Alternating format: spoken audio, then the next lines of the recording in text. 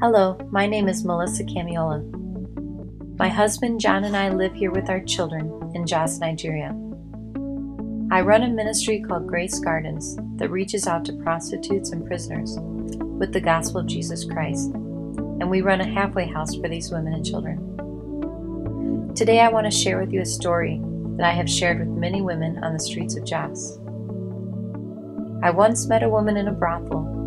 We affectionately call it the Blue Brothel. She was working as a prostitute and very pregnant. I begged her to leave and let us help her, but she would not.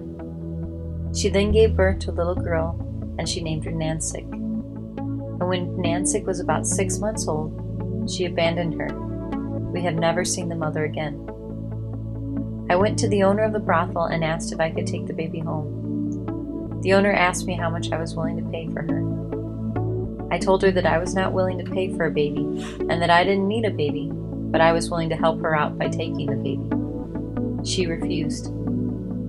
The owner and I had the same conversation over and over again with the same conclusion for over a year. Each time I came in, the baby looked worse and worse. Then last July, we went into the brothel and saw Nansik almost dead. I once again offered to take her, but this time, I pointed out that if that baby died, the police would come in and ask questions. So the owner told me to take the baby. I looked down at her, and the stench was overwhelming. She was lying in her own feces and covered with a local-made beer.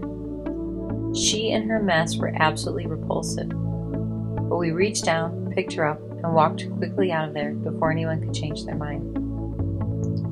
We took her straight to the hospital, where we found out that she had pneumonia, severe malnutrition, and she was drunk. Over the next week, she had to stay on IV antibiotics in the hospital and go through alcohol withdrawal.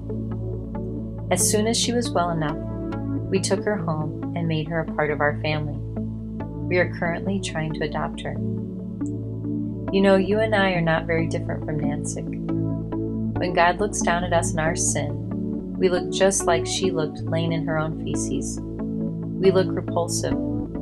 The stench of our sin is offensive to God.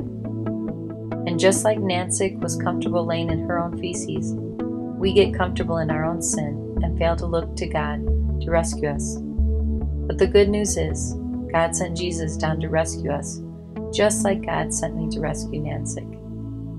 He walked into our filthy world and reached out and picked us up out of all of our crap and offered us a new life as His child. Now I'm trying to get Nansik an American passport, and every Nigerian knows how valuable that is. But as I explained to the ladies in the streets of Jos, God wants to give each of us a passport to heaven, and just like one needs an American passport to make America their home, one day we will stand before God for judgment, and if we don't have the passport to heaven authenticated with the blood of Christ, we will not be able to enter.